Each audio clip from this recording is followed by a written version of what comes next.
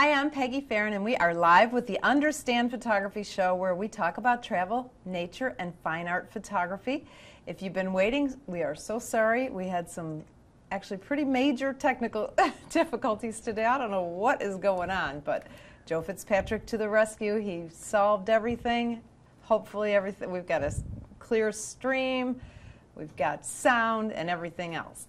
So welcome to episode number 63. Today we're going to talk to Art David about his travels and photography to Patagonia and a little bit about his contests that he's won and things like that. But first, remember, especially for those of you who have to leave right at 5, since we started this show late, this will be put on YouTube, and also it's a podcast on iTunes. So if you're like me, I like to download podcasts to my iPhone and listen to some in the car while I'm driving. And if you're thinking about a holiday gift for a photographer in your life, gift certificates to Understand Photography's classes, or if you're really generous, you could give a trip. Remember, we've got 3 trips coming up in 2018 so far. The Everglades, Joe Fitzpatrick is leading that, January 25th through the 28th. Our trips are limited to only 5 photographers, so you get a lot of special attention. You're not lost in a big crowd. Joe's also leading a trip to the forgotten coast of Florida, which is the Apalachicola area up in the Panhandle. It is so fabulous in that area. It's April 16th to 20th. And then I'm going to have a ladies' photo retreat here in Naples, Florida, May 4th through the 6th. So if you're looking for a gift, that would be a really good gift. We also have several online classes. 4 Weeks to Proficiency in Photography is our live online class where I teach it. I'm there live with the students so that they can ask questions and things like that. And then we've got the video recording, getting started with Lightroom, getting started with Photoshop Elements. And then Joe Fitzpatrick has a really popular online class that we call Understanding Lightroom Catalogs, Folders, Files, and Collections, because that is the hardest part of Lightroom, I think. And I'm right. Anyway, so my guest today is Art David, and Art David is the 2016 winner of the National Photo Competition Camera U.S.A. So we're going to talk about that a little bit and about his trip to Patagonia. So welcome, Art. Hi, Peggy. Thank you for being so patient while we struggled through our stressful time. So let's start with Camera U.S.A. Now that's a national competition. Yes. However, it's put on by the Naples Art Association right here in Naples, Florida. Mm-hmm. That's pretty cool. Yes. So what made you decide to enter it in the first place? Well, our camera group, the Digital Photo Image Special Interest Group, otherwise known as DIPISIG, has relation with the Naples Art Association, and many of our members go into the competitions there. And this particular competition is open to anyone in the United States who has taken a photo within the United States during the last 3 or 4 years, I guess. Oh, it has to be a recent photo. Recent, yes. Okay. And they do have parameters for size and so forth, and you enter online. And it happened to be a photo that I had taken in Miami the year prior, and it fit, so I entered it. And I was fortunate enough to be selected as the winner. That's a big deal. Do you know how many entries they had, or? I do not. No, but thousands, I think. I'm pretty sure. I'm not positive, but it's a national. The Naples Art Association is a very professional group, and when they do something, they do it right. Yes. Actually, I have a short story about the Naples Art Association because in 2009, when I was going broke, I started thinking, what else can I do? Because I was only doing mostly children's photography then, and the children's photography business just seemed to be going away. So I started doing event photography, and my first customer was the Naples Art Association.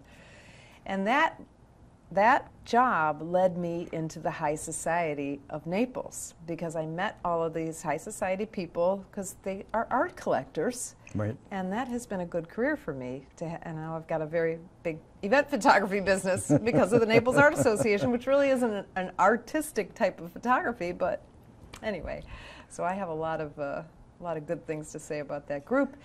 All right, so it's a national contest. It has to be a picture taken in the USA, a recent picture taken in the USA. Right. And there's a small entry fee, right? It's not too... I believe it was $35.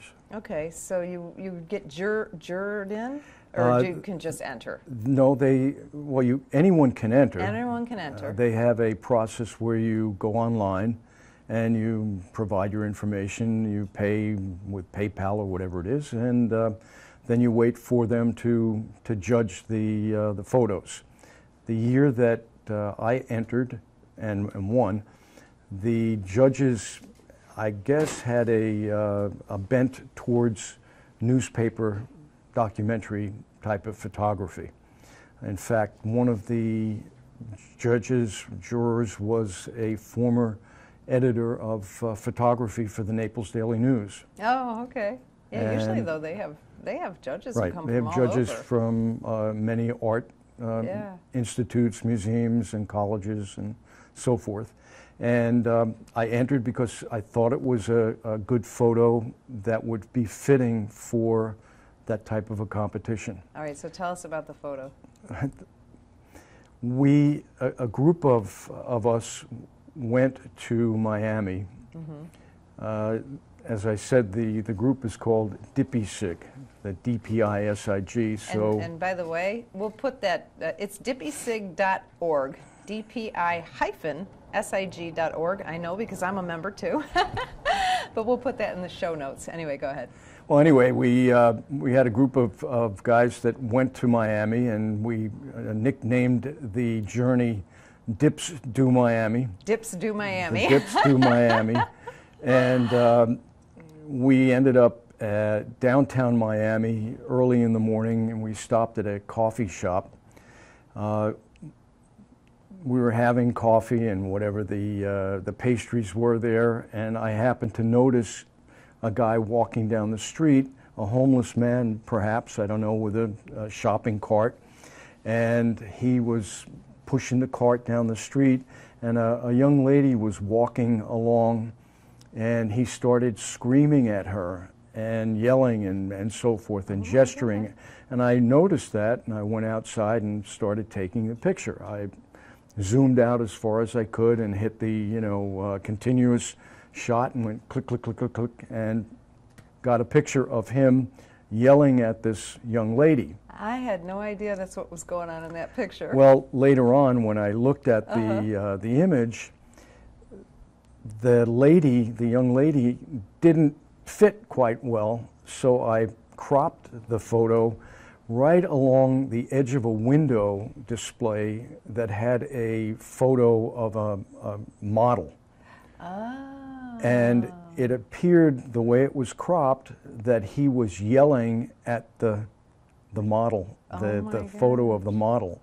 And it just, the photo worked very nicely in terms of competition. And you had a good name for it, too. What was the name?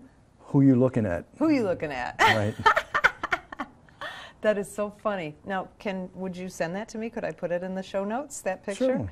Okay, because it's a cool picture. Thank you. So, what'd you win? They gave me a $5,000 award. Wow. Yeah. $5,000, baby. Mm-hmm. So what'd you do with that $5,000? I paid the U.S. government whatever my fair share of taxes was on that $5,000. And the rest of it I used to subsidize a trip to Patagonia, South America, which is Argentina and Chile. Okay. So why did they call it Patagonia, do you know? I do. All right. Magellan, when he went to South America, called it the land of giants, the mountain ranges and so forth, and I think there was even a myth that the people were giants. The word was Patagon, and since then the myth and the name kept on, and they call it Patagonia as a result. Okay. I think it's the land of giants, meaning the mountains and so forth. Okay. All right. So how did you come up with that? I've never heard of any other photographer going to Patagonia. I'm sure they do. I just never heard of anyone until you. Well, I decided that I was, at first I thought maybe I'll buy a new lens. If you're a photographer and like golfers, if you go in their garages, you've got sets and sets of golf clubs because every club will make you a better golfer. And likewise with photographers, there's always another lens or a new camera or whatever it is. And I thought, well, I'll get another lens. And I said, well, maybe not. Maybe I'll go somewhere and take some photos. So I went online and started looking around for photo tours. First I thought maybe China would be a neat place to go. I had seen that there was a place in China where the mountains had tiers of colors, and I don't know the name of it. And I started investigating and communicating with companies in China, and I just didn't get the kind of feedback that I felt comfortable with.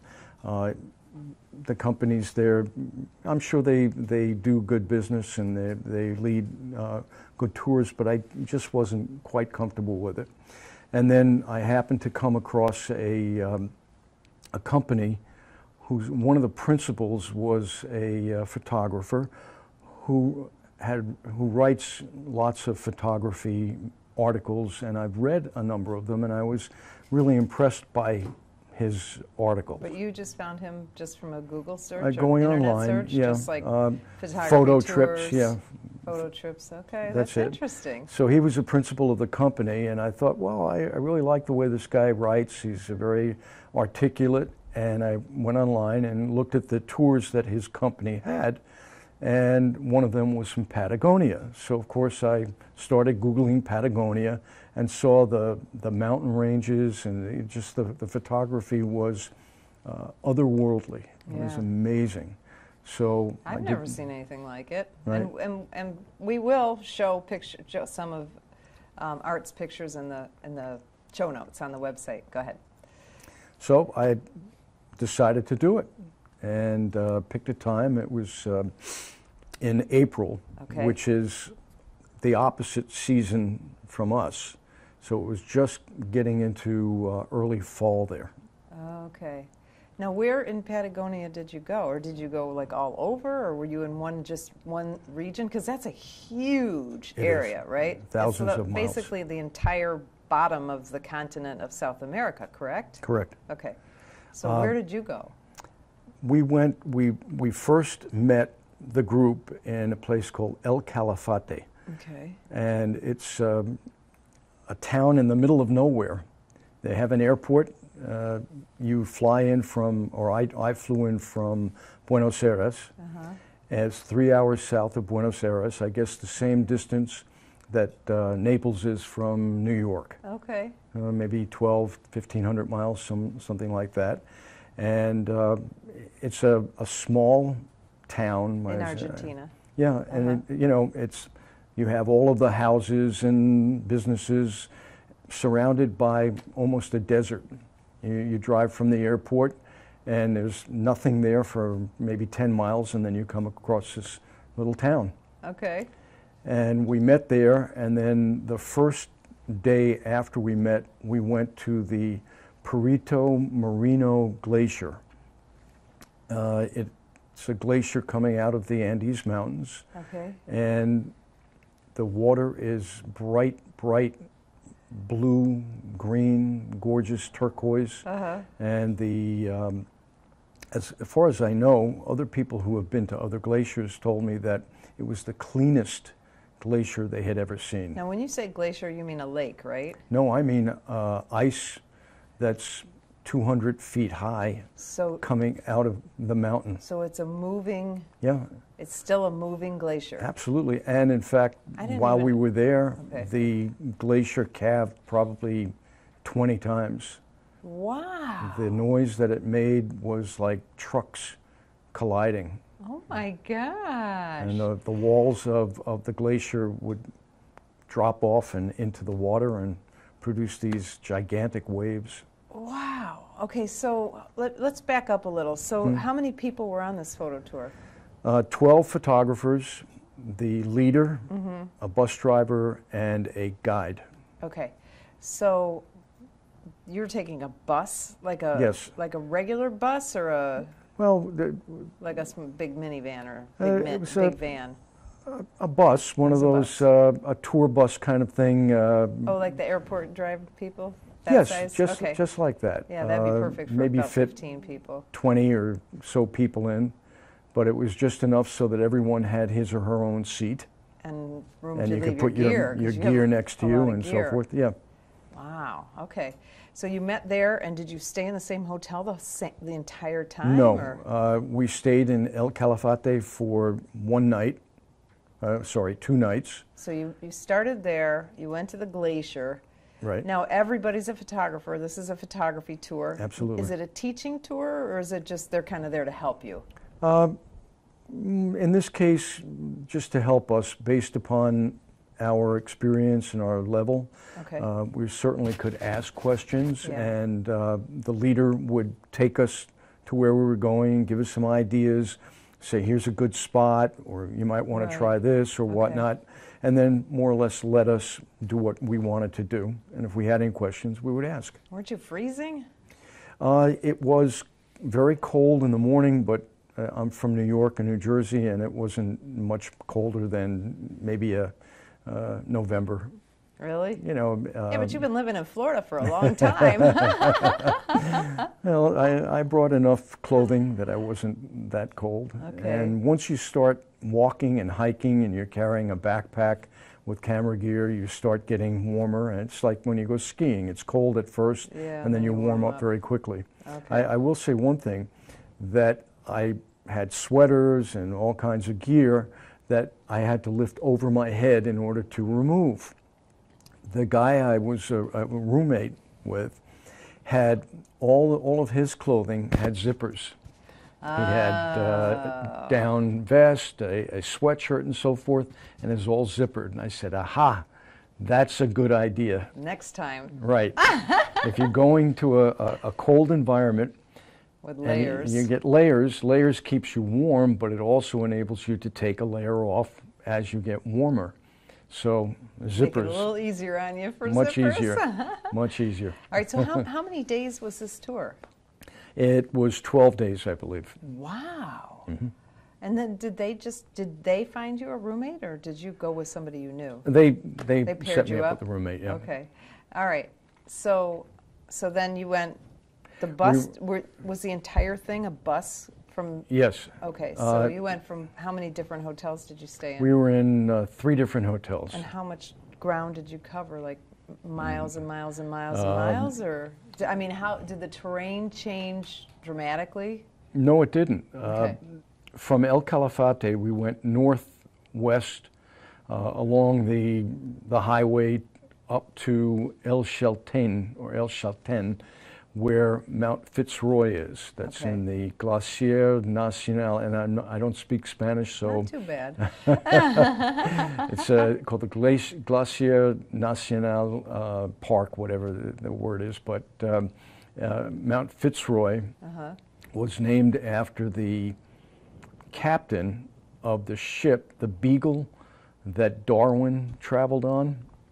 Oh, I read that Darwin went to that area He to did. study He was the with people Fitzroy. and- Yes. Okay.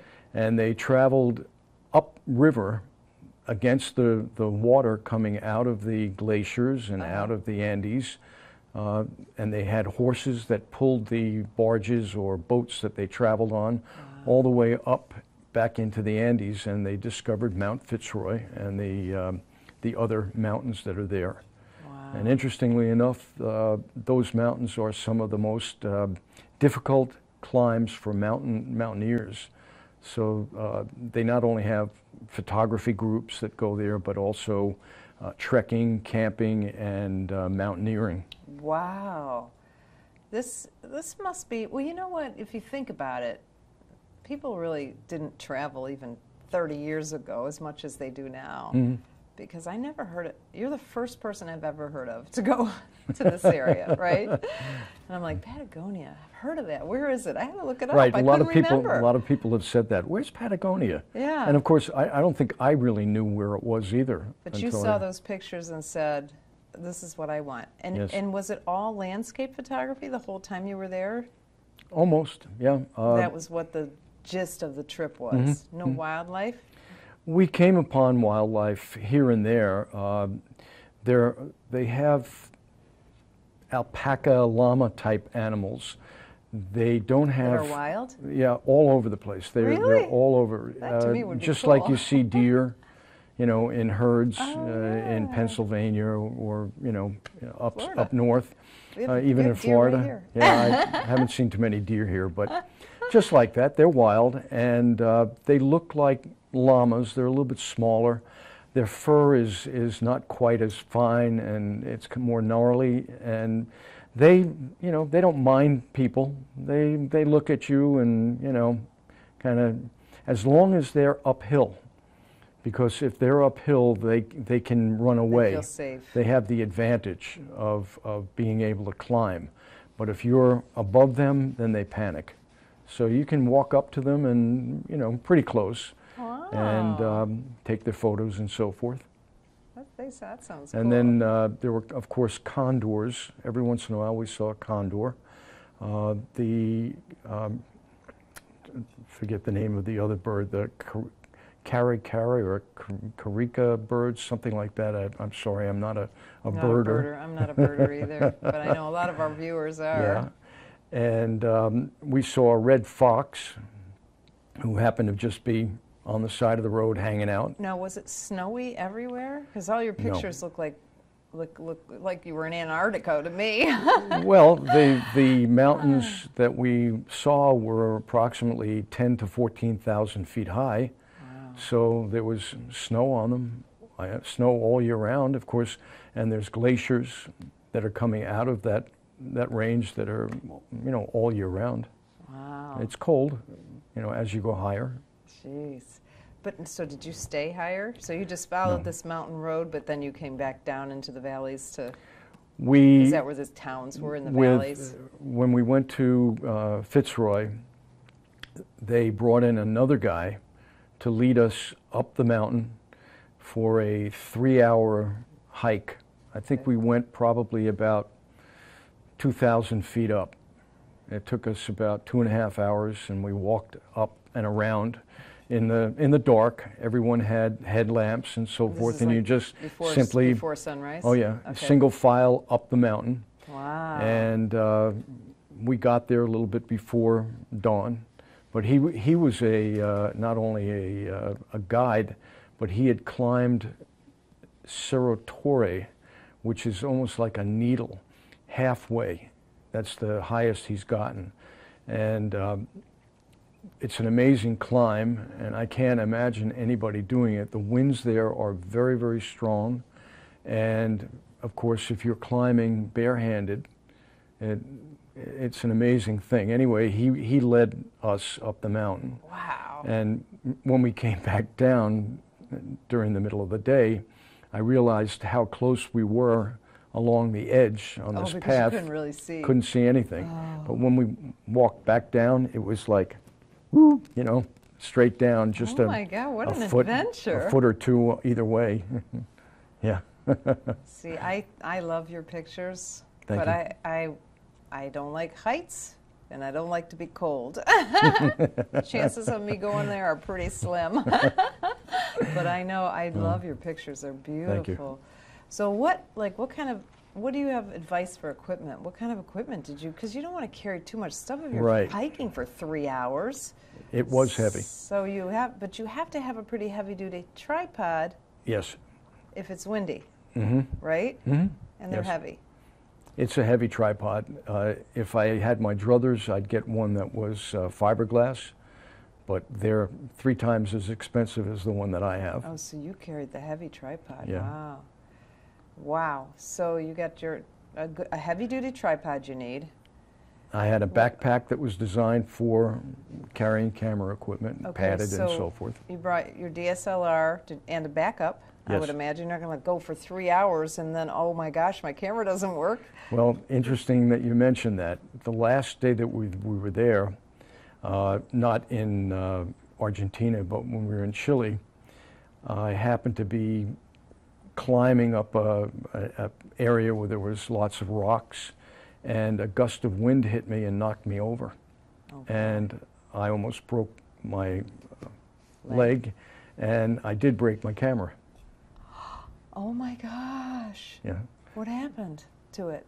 I mean, what got broke? broken. I know, but it cracked. It cracked, and you know, the electronics didn't work that well. No way fixable. Or yeah, anything? it was easily fixed, but not there. Not right on the spot. Your company in Miami. Southern. Go ahead, give him a. Yeah, we love it. Southern Photo Technical Service. You're right. So he fixed it for you? Yeah, they fixed it. Awesome. Yeah. So okay, so So I had to back up, and I brought more lenses than I ended up using. Quite frankly, how many did you carry up that scary hill? A lot, hill? and it was very heavy. Yeah, I'm old, and you don't need all that stuff. I'll tell you what, if I could do it all over again, and I had the money, I would buy the mirrorless cameras, because they're probably half as much weight. Some of them. Some of them are heavy. Are they? Yeah, and well, if they're not heavy, the lenses are heavy. Well, so even the lenses now, I think, are a little bit more compact. well, you know what I see the trend. The two things that it seems to me that photographers are looking for is they want lighter weight cameras, and they also want higher ISO capabilities. So they want to be able to take pictures in the dark better. And I think that the camera manufacturers are aware of that, and they're working on it, you know. So I want to get a lighter weight camera too, but I'm waiting because I know they're not there yet. 10 years, everyone will have an iPhone or a phone that will do everything.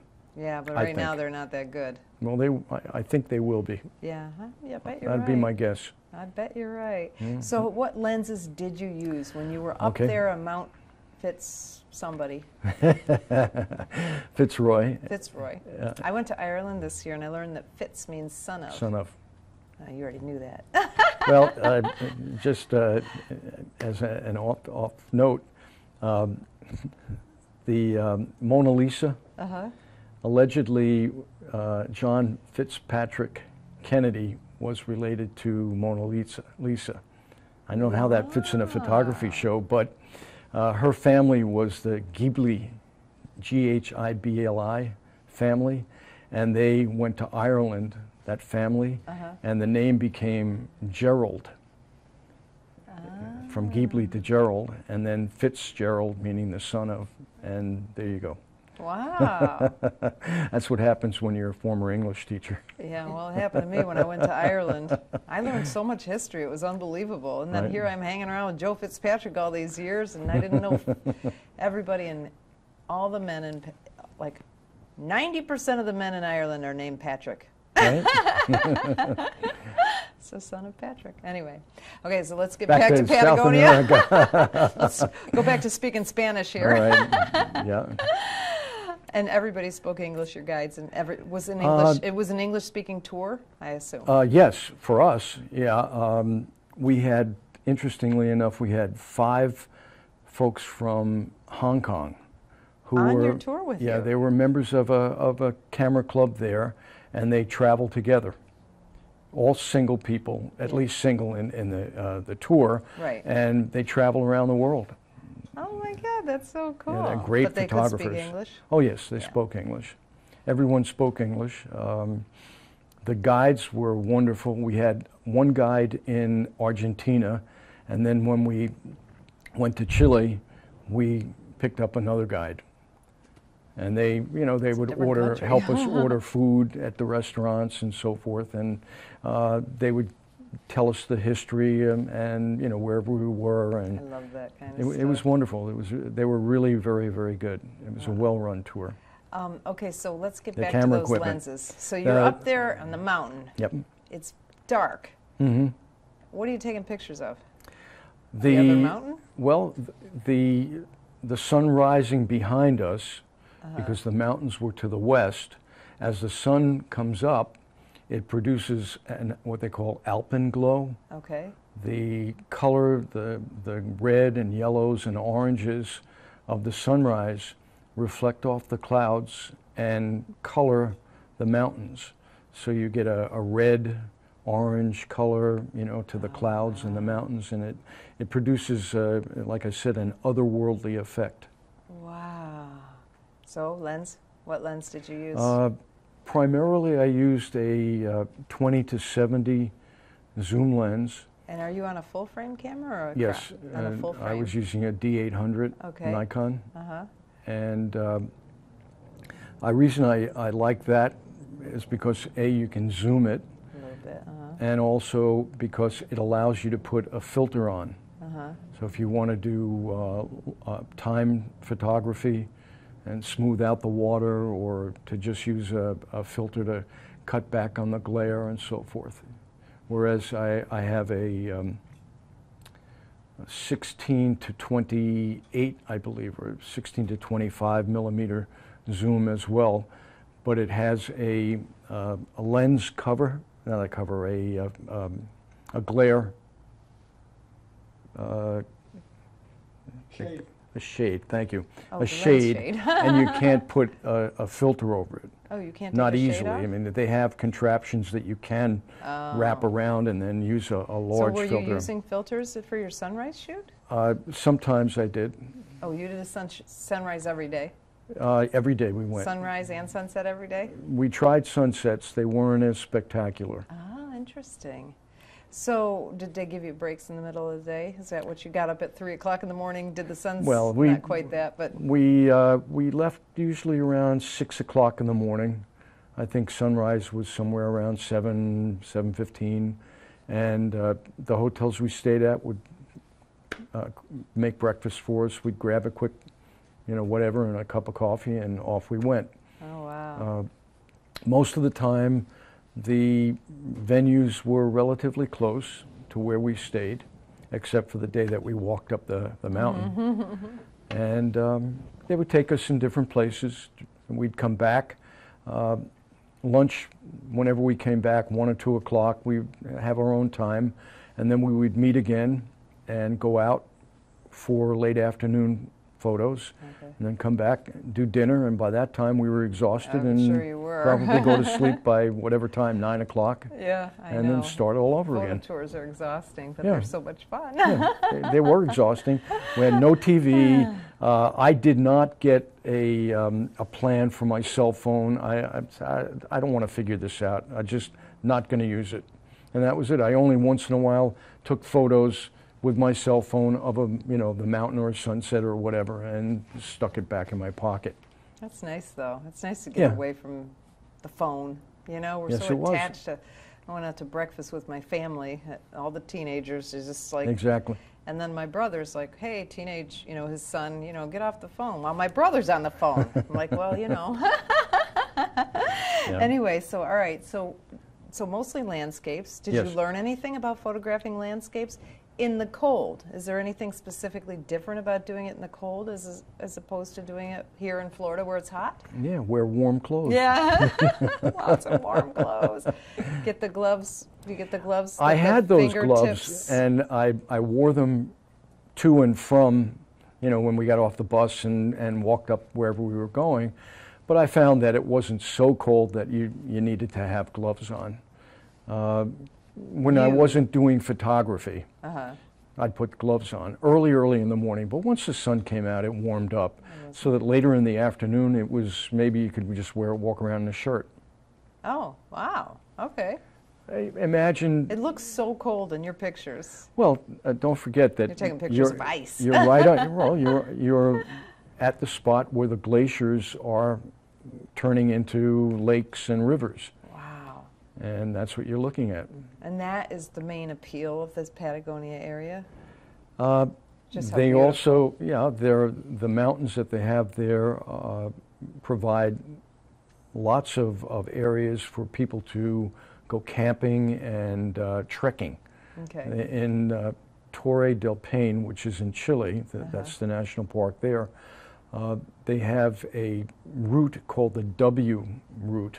It's like a 6-day trek, and they've got different campgrounds where people, go and stay, and then they do the next portion and so on and so forth.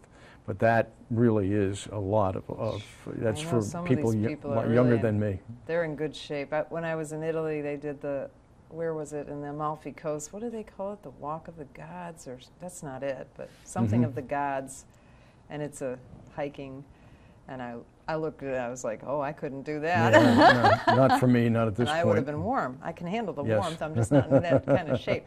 Well, did you learn anything specific? Did you feel like you grew as a photographer? Yes. Yeah. Why? What did you learn? Well, I learned that, for example, if you're taking a landscape photo, you want to get lots of different layers.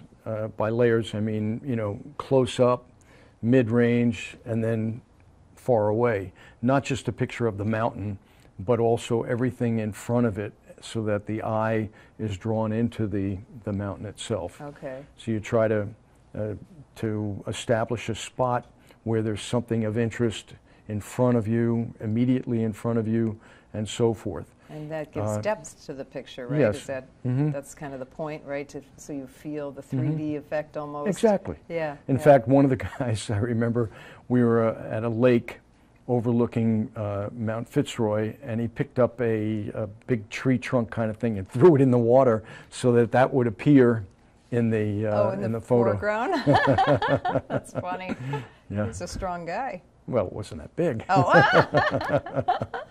But it was at least something visual and not just the water itself. Yeah. All right. So what about where do you focus?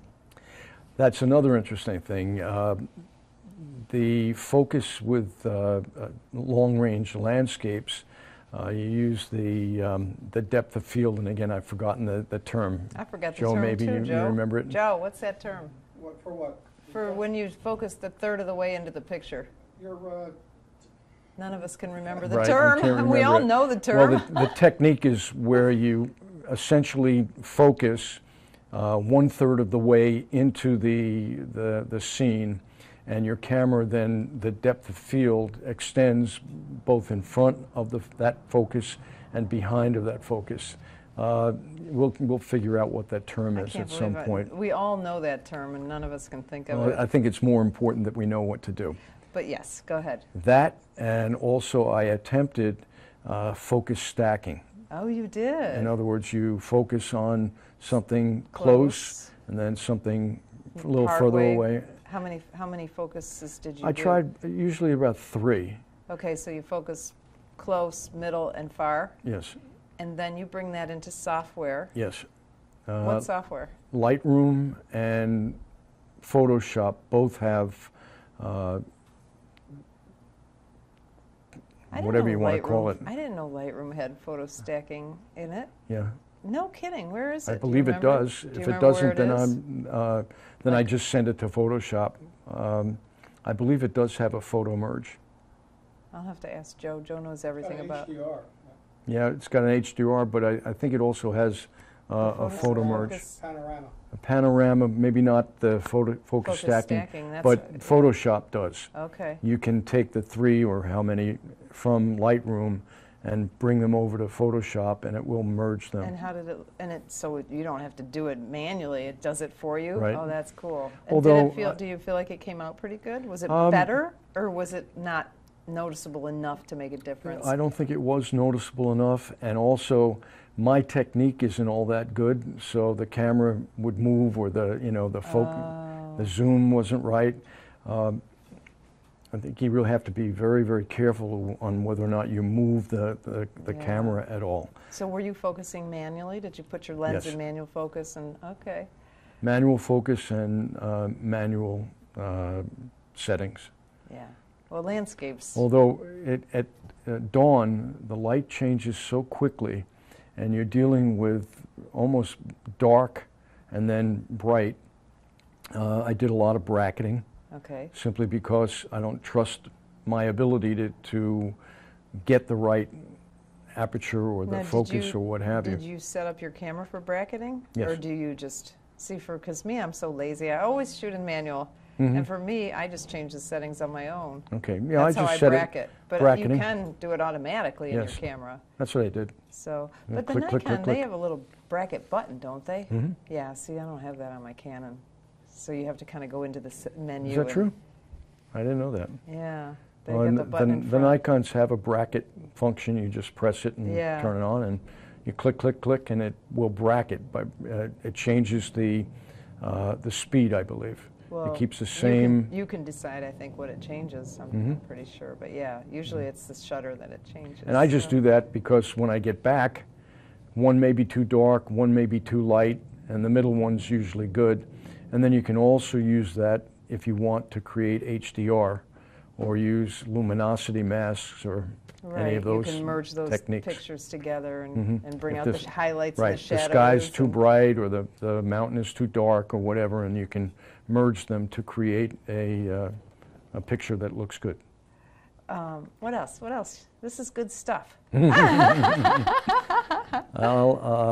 else? So you did the focus stacking. You learned about the... Gosh, it's driving me crazy why we can't think of the name of that. There you go. Hyperfocal distance. Hyperfocal distance. We all knew it. Yes. We all couldn't remember it. Well, basically, you can get an app for hyperfocal distance so Yes. that you know exactly where to focus, but it's easier just to kind of say well, about a third of the way. there's a problem with that. Okay. If you're photographing a sunrise, there's 10 or 15 minutes when that sunrise is spectacular, and it's dark, and it's cold, and you're going to fumble with an app. Forget about it. You don't want to do that. You want to just, wing it. I'm with you. Just focus 1/3, find a tree or something, that's a couple of 100 yards away. Focus on that and pray. Well, but you tried the focus stacking too, so you Yes. kind of gave yourself a little more guarantee. Right. So that's pretty cool. All right, so we talked about the focus stacking, the Hyperfocal distance. hyperfocal distance, which we're going to call focus a third of the way in. Right. Keep your aperture small. How small? I shoot at f8, f8? f9.5, something like that. Okay. They say that most cameras, most lenses, their sweet spot is about f8, f11, somewhere around there, so I try to do that. Although I am now experimenting with higher f-stops like f16 or f22 with long exposures. Ah, how fun. Yeah. And did you do any long exposure photography while you were there? If I recall, not too many. No. No, I was overwhelmed with the power of the water. I did do one waterfall, and it came out rather nice. Okay. But for the most part, I wanted the water and the waterfalls to appear very strong as opposed to silky smooth. You can do that if you want to get a kind of serene waterfall effect. I didn't want that in Patagonia. Okay. What else can you tell us about Patagonia? Well, and by the way, we'll put a plug in for the photo tour company, because believe me, I'm never going to lead a photo tour there. We'll put that in the show notes. The company. Epic Destinations is the name of the Destinations, group, okay. and the leader was Richard Bernabe, B-E-R-N-A-B-E. Quite an accomplished photographer, great guy. I wonder if he ever comes to Naples, we'll get him on the show. I've already invited him. He said he's been to Cape Coral, and he photographed the burrowing owls there. I said, well, we've got them here, so if you want, come on down. Where does he live? He is in North Carolina, I believe. Oh, not far. That's Not where at all. everybody here goes in the summer. Yeah, that's right. So now with one of these pictures, you've entered it into another contest. One of the pictures from Patagonia, right? Yes.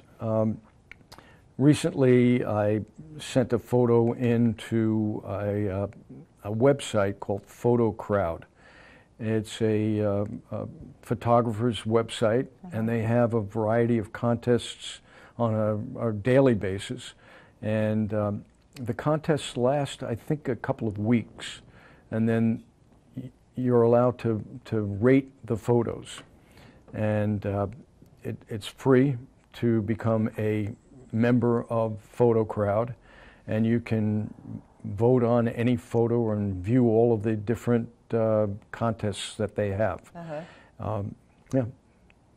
And yours is doing well. This picture from Patagonia. Yes. The competition's not over. No, it's actually over today, I think. Oh, but you were rating second or third or something, right? Yeah, I think it's And third.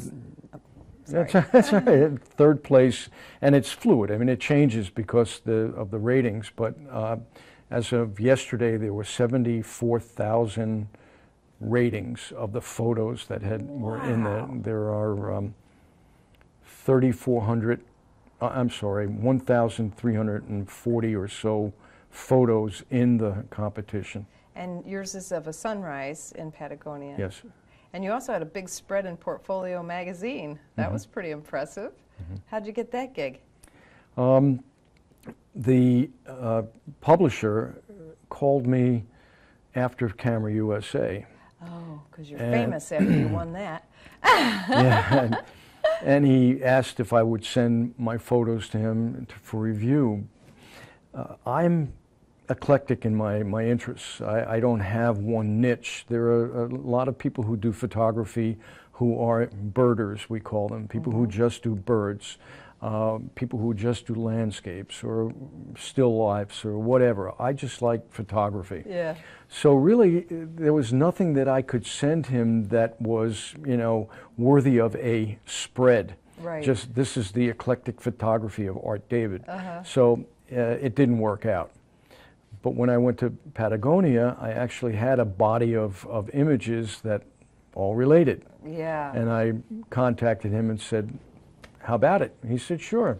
Let me, you know, send me some and I'll let you know if we can do it. And he did. He said, and do the copy as well. I said, all right. Oh, so you wrote the article too? Yes. Oh, I didn't realize that. Well, you're an English teacher. You better be able to, or you were an English teacher, retired. Right. So now let's go. This is probably what I should have done in the beginning of the show, but you are not a professional photographer. No. You're just, this is a hobby for you, but you're pretty serious about it. Passionate, not serious. Because I've known you for a few years. You've been pretty active in the photography community for a few years anyway. Yep, How long have you been photographing? I actually started when I was in high school.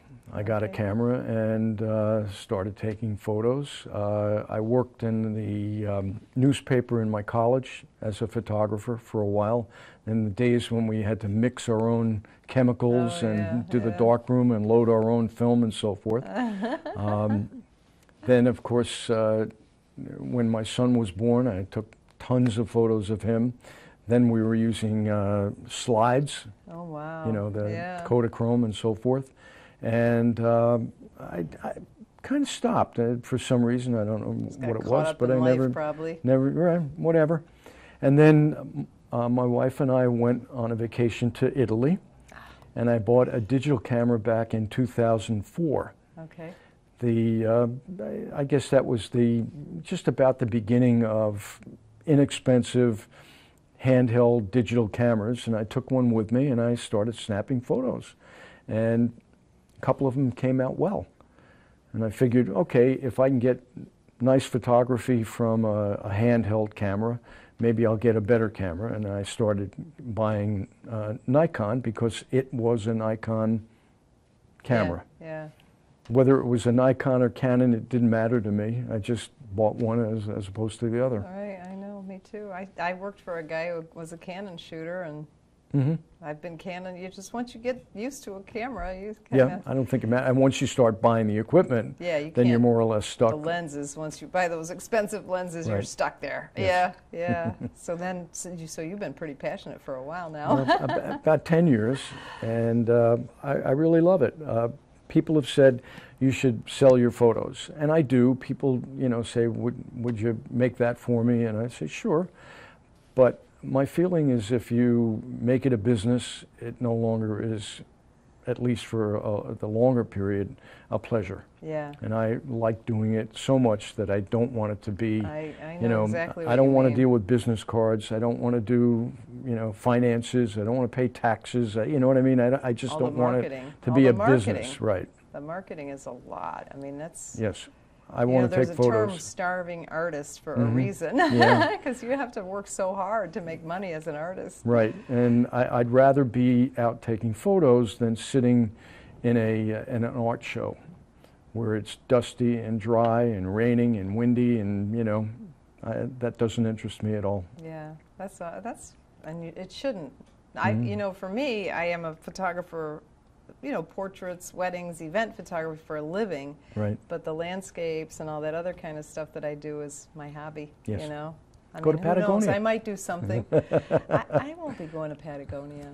I am a big baby. It wasn't that cold. You know what? I don't even want to visit. Like, everybody's going to Iceland. I'm thinking, I don't want to go to Iceland. That's cold. My son went there on his honeymoon. Really? How crazy is that? I went to Ireland. I was cold enough there. Yeah. I went to Ireland in what? September. It was cold. Yeah. But it wasn't freezing. No, no. Actually, they were making fun of me because I wore the gloves with that, you know, the fingertips come off, and they're Yes. like, oh, but then they were jealous. After they made fun of me, they were jealous that I had those. So what's next for you, Art David, as a photographer? Just, I plan on getting into the Everglades a little bit more. I love the Everglades. Yeah. You know, we've got a trip coming up. Joe Fitzpatrick's the leader. He goes every year. Yeah. I got lucky because I met a guy who takes me out swamp walking, and a photographer. So it's just heaven out there. We're so lucky to live here, right? Right. Yeah. So you're going to give me some pictures to put in the show notes on understandphotography.com. Do you have a website or anything like that? I did, but I took it down. Because you don't want a business. No. You're a hobbyist. Yes. And you're a good one. Thank you. Well, thank you for being on the show. Are you going to enter Camera U.S.A. this year? I don't know. Actually, I have notes. Let me look at I have notes on that. Oh, good. Camera U.S.A. 2018. Deadline to submit your pictures is March 5, 2018. $28 entry fee and $5,000 grand prize. In fact, if you want to find out more about Camera U.S.A., the curator of Naples Art Association, Jack O'Brien, is going to be my guest here on the Understand Photography Show on December 29th. So Jack will tell us, I don't know, it might have been Jack's idea. He's a brilliant man. He's done really, the Naples Art Association is lucky to have him, that's for sure. All right. So thank you. Thank you for being a guest. Thank you for the patience with all our technical problems, but we made it through. We powered through it. For the audience, remember to check out the show notes on understandphotography.com. This is episode number 63 with Art David. While you're on our website, remember we've got lots of articles in there. Our motto at Understand Photography is we simplify the technical. So our articles are written in layman's terms. So if you are, you know, even if you're a very experienced photographer, but you're like me and the technical side is not as easy, you'll like the way that we write. Please subscribe. Please leave us a review on iTunes. It helps us so much. Now next week, my guest on the Understand Photography Show will be Rob Huvis, and we're going to talk about night and Milky Way photography. I found him on Instagram, and I was like, who is this guy? His photography is amazing. He's very big on Instagram, Rob Huvis, if you want to get a little a preview of his work. So tune in here on the Understand Photography Facebook page at 4 o'clock Eastern Time on Friday to watch it live, or remember you can watch us on YouTube or listen in the car or wherever as a podcast on iTunes. And it's always nice if you leave us a review. Again, I'm Peggy Farren. Thank you for watching episode number 63 of the Understand Photography Show. We'll see you next week. We hope you enjoyed this episode of the Understand Photography Show. It would help us immensely if you would click like down below and subscribe to our channel. Thanks so much. We really want to continue to bring awesome photographers onto the Understand Photography Show.